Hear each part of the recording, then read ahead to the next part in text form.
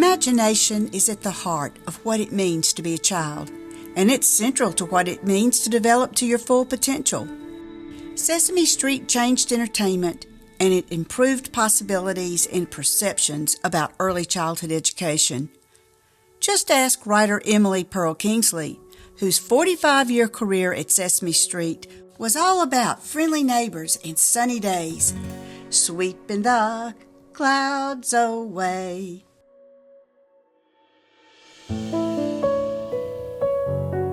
Welcome to Starting at Zero. Starting at Zero, imagining a world of high-quality education for our youngest citizens. I'm Jeana Ross. As an educator, policymaker, mother, and grandmother, it's my passion to advocate for the futures of our children. Today, we'll talk with Perl Kingsley, a writer renowned for her remarkable work on Sesame Street for 45 years, starting in 1970, essentially at the show's beginnings. Sesame Street was the first television program of its kind, and it revolutionized the concept of what television could accomplish. Sesame Street proved that television could not only entertain, but could be educational as well. To this day, it remains the most influential kids program ever. As a writer on the Sesame Street team, Emily not only helped expand the horizons of what could appear on TV, but also the concept of who.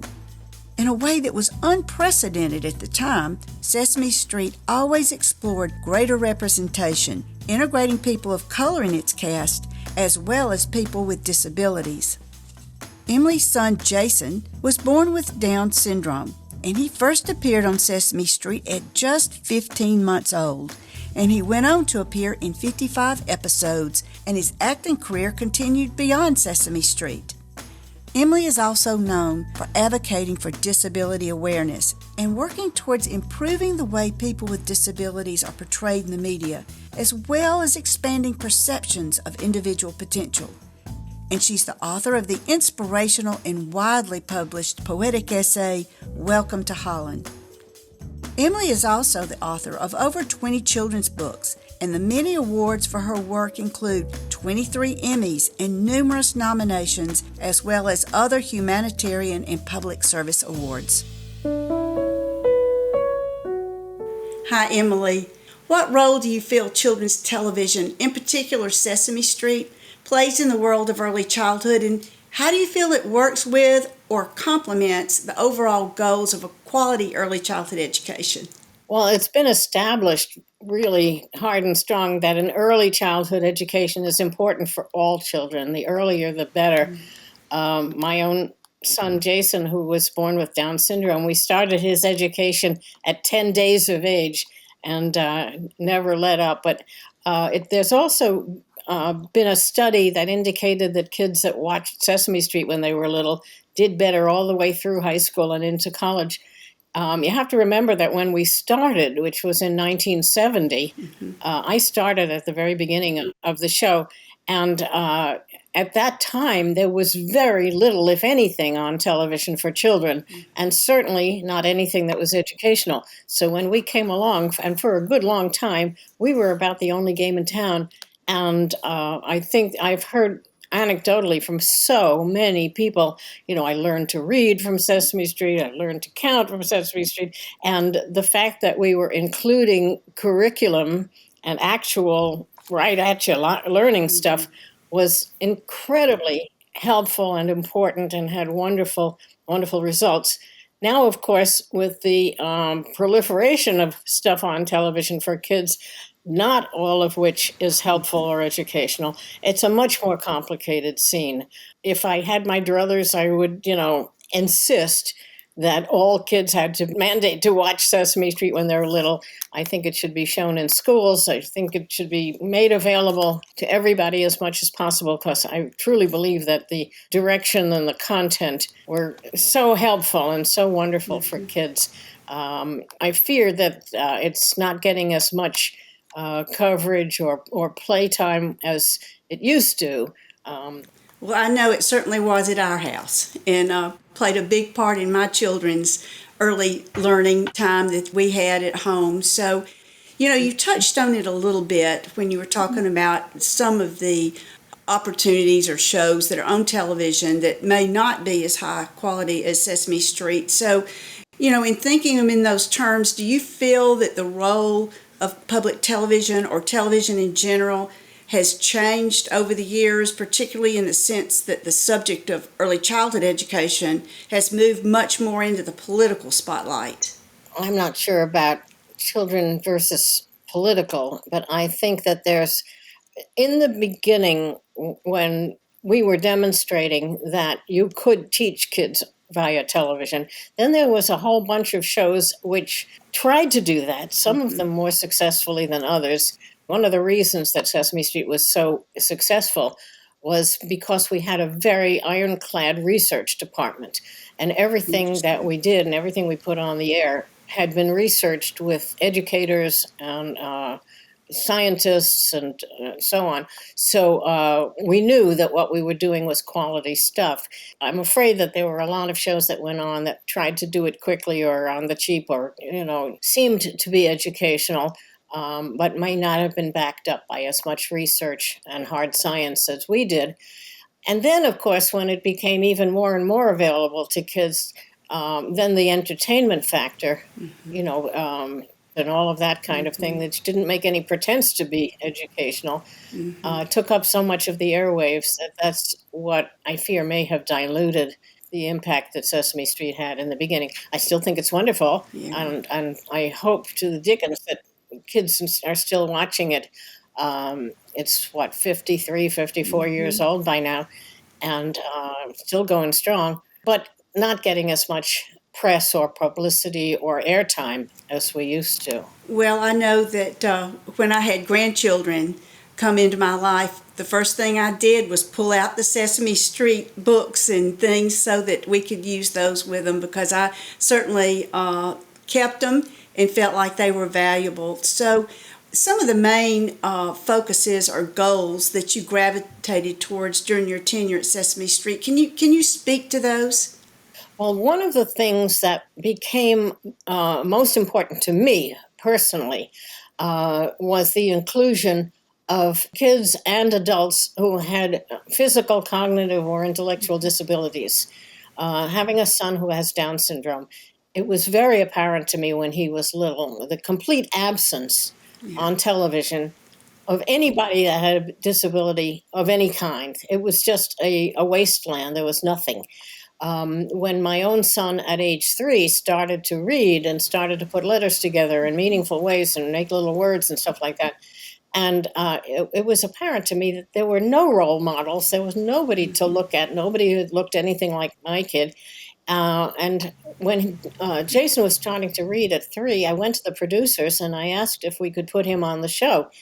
And we did. We put him on at 3 years old, doing little reading things, little word exercises, letter sounds and stuff. And I want to tell you that the reception that we got was phenomenal. It was amazing. The letters came pouring in from parents, grateful parents, who were saying, number one, I never saw any kid who represented my kid on any show ever, and I'm so grateful that you had a kid with Down syndrome on the show.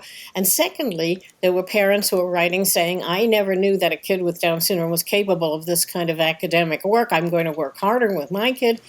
And that triggered me, after this response we got about that it didn't have to be only Down syndrome. And I started writing segments for kids in wheelchairs and kids with helmets and kids with braces and dealing with some of the questions. And we had Linda Bove on the show, who was deaf, and she became a regular part of the cast. So on the one hand, we were dealing with real hard information.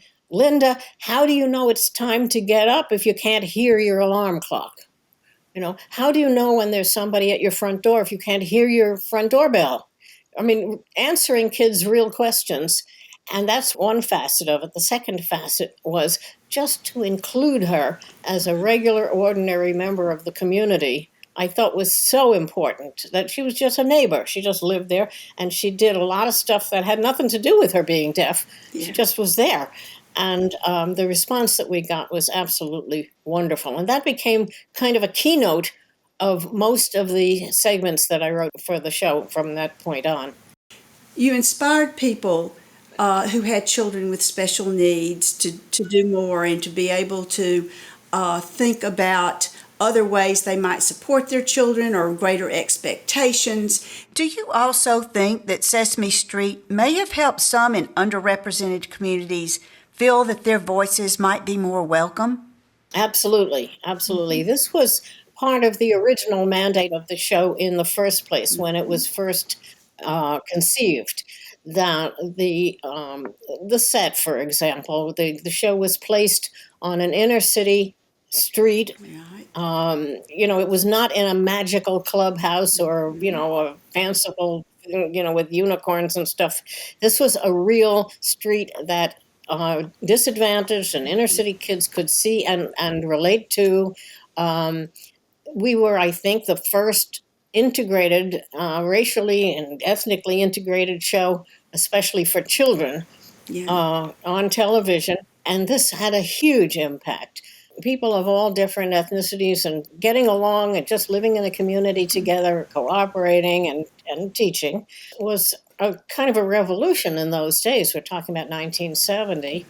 And I remember in the second season when Sonia Montano, who played Maria, came onto the cast, and she explained that her entire childhood she'd never seen anyone who looked like her on television. She was a Hispanic young woman, and we integrated a lot of Spanish language, Spanish food, Spanish holidays, traditions, and so on.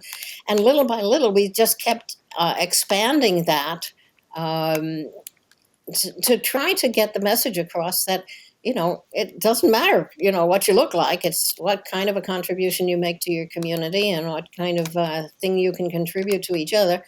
And that was amazingly successful, I believe. I think it's been followed in, now it's almost taken for granted that there's inclusion in all different. I think the people with disabilities are still being left behind in many, many ways, and they're still low man on the totem pole in many respects, especially in light of the fact that people with disabilities are America's largest minority. But still, Sesame Street certainly was a model from the beginning, from the first days on, to that kind of comfortable inclusion of all different kinds of people. Beautiful. It was just beautiful. What were your biggest rewards working on Sesame Street? Well, I mean, personally, it was thrilling to see my own words be interpreted and performed by the incredibly inspired cast of actors and puppeteers. That was, hugely rewarding on a personal level. And just the kind of response we got from press and publicity and stuff of the research studies that were done that were showing that what we were doing was making a difference in kids' lives was just fabulous. I think in the area of disability, which was one of my prime focuses, just the kind of response that I got from people who I'd meet or at conferences and stuff like that was so gratifying. Well, your essay, Welcome to Holland, it's such a beautiful and powerful piece. Would you share it with our listeners? I have often been asked to describe the experience of what it's like to have a child with a disability and to try to help people to understand that unique experience. When you're going to have a baby, it's sort of like planning a very fabulous vacation trip to Italy.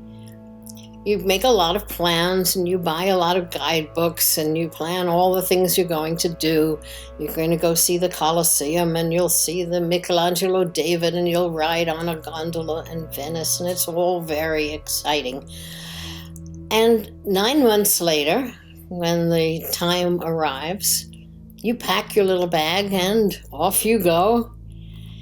And the plane lands and the flight attendant comes in and says, "Welcome to Holland." Holland? Holland, you say? What are you talking about? I'm supposed to be in Italy. My plans were to go to Italy. All my life I've planned to go to Italy. Well, The problem is there's been a change in the flight plan, and they've landed in Holland, and that's where you must stay.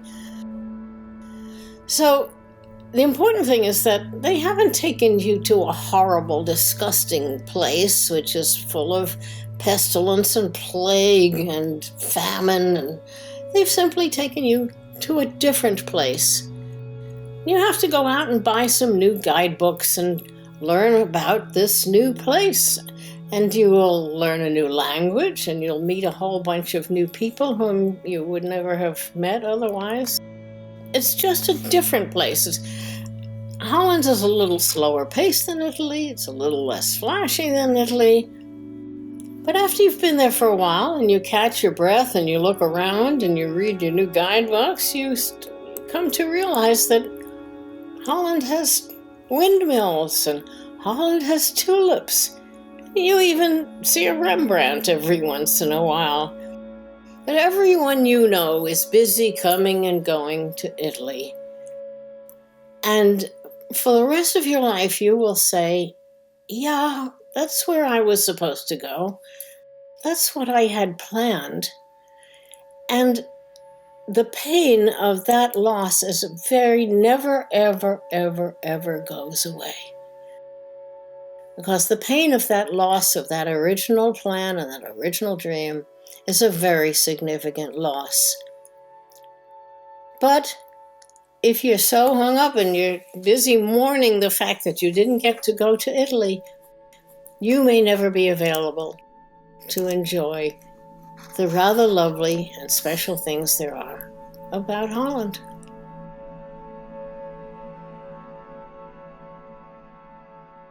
How do you think the message in Welcome to Holland can pertain to more than just special needs families? It turns out that when I first thought up Welcome to Holland, in my life and in my experience, I was relating to the experience of raising a child with Down syndrome. Now, as it turns out, in the intervening years, that Welcome to Holland can be applied to almost any change of plans, anything that you didn't expect coming along that you have to adjust to. This little piece, this little essay has been reprinted in so many journals for so many other disparate interest groups, the Craniofacial Anomalies Society, Rett syndrome, cerebral palsy, you name it. A lot of organizations have adopted this and reprinted it and used it as a template for adjusting to a situation that you didn't anticipate, that you might have been afraid of, or you might have been had a negative feeling about in the beginning, and that you've come to live with and perhaps even appreciate. So it's been used all around. It's just taken off. It's gone all around the world, and it's been in many different languages and in loads and loads of books. And Dear Abby used to print it once a year and that sort of thing, which is just astonishing and terribly flattering and wonderful to me that it has had the kind of impact that it has. It's so gratifying. Yeah. There are some groups who feel that it doesn't apply to them as well. I had some negative feedback from various autism groups. I wasn't writing about autism in those days. We hardly knew what autism was. And it does seem to work for lots and lots of different groups of people. And I'm humbled and gratified by that. Well, I was at a dinner just last week, and I mentioned to a group of retired teachers that we were going to have this interview. And one of them said, "Oh," and she almost quoted verbatim the Holland essay. And I thought how important that was to have that retired teacher and that essay have meant so much to her over her time working with children. That's fantastic. Well, I know that not only did she use it to inspire herself, but I know she shared it with parents that may not have even known how to get it or even know it existed and what it must have meant to them as well. So thank you so much for putting that perspective out for those that maybe needed a little extra support or encouragement with the situation they found themselves in. And what have been your biggest rewards in your career outside of Sesame Street, including your work in public service and philanthropy? I've done a tremendous amount of public speaking, in the area of disability awareness. I've done, I don't know, hundreds of personal appearances at schools, medical schools, nursing schools, universities, and so on, just to make people more aware, number one, of the potential of people with disabilities, that each person needs to be considered as an individual with individual potential, and the entitlement of people to be included just as ordinary human beings. There's so many um, old wives' tales and misconceptions and prejudices and bigotries about people with different kinds of disabilities. And those need to be dealt with and faced and erased because, I mean, even though people with varying disabilities have particular challenges, it doesn't mean that they don't have areas of competency and capability. And in any case, any child or any person is entitled to the opportunity to develop to his or her best potential. If any child, no matter what the label or what the condition is given the opportunity to best develop, I think that it will be a much better world if people were not judged on the name of their disability or the name of their race or ethnicity or everything. If that kind of thing were eliminated, it would be much better for everybody.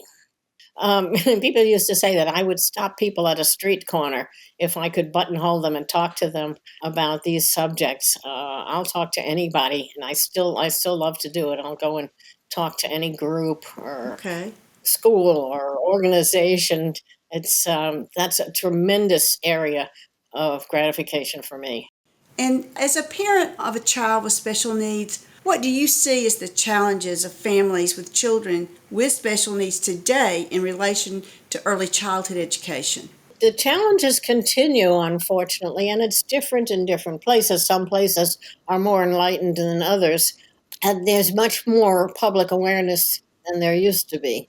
But I think it's still very difficult to have the time, the resources, and the orientation to give each child the opportunities to maximize whatever their potential is.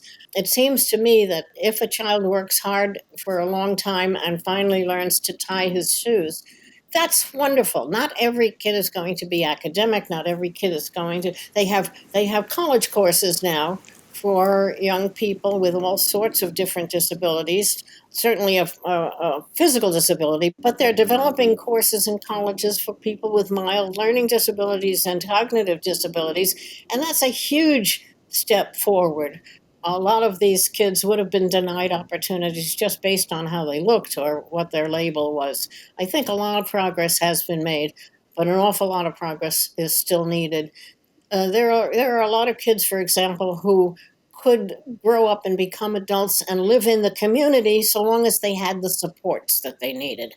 And nobody should be denied those opportunities because they need a little help. My son lives in a small group home in a suburban town. They have part time supervision with the kinds of things that they need help with, he and his roommates. Uh, they're not great at cooking dinners, for example, and so they get some help with that. But they're able to walk into town and negotiate, buying stuff and going to the movies and holding down jobs, and can be really participating members of society. Everybody should be looked at in terms of whatever their potential is to lead a full life. Who is your favorite Sesame Street character and why? It's very hard, and I don't want to hurt the feelings of any of the other characters. Yeah. Um, but I love Grover. Yeah. Grover is so funny and is so beautifully portrayed, and his thinking is just so unique and wonderful. And it was wonderful fun to write for Telly Monster. Telly Monster was just such a great character to write for. It's like a wonderful family, and everybody was great fun.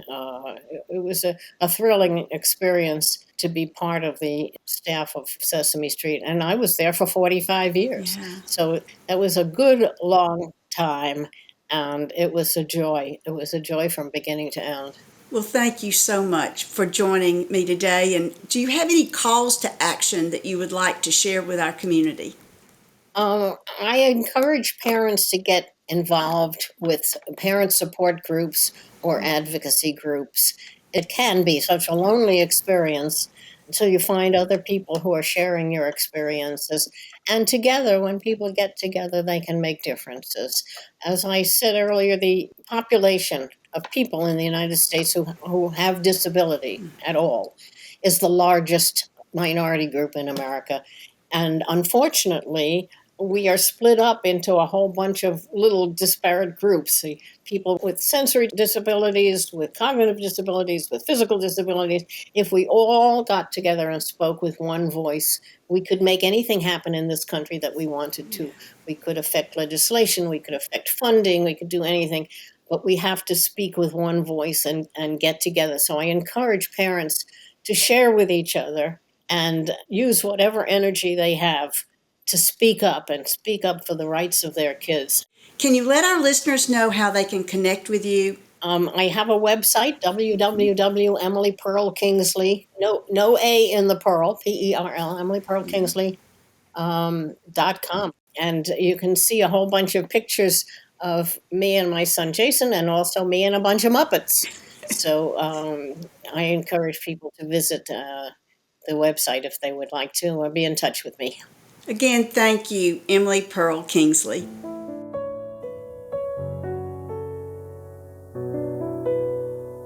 Starting at zero, imagining a world of high-quality care, education, and success for our youngest citizens.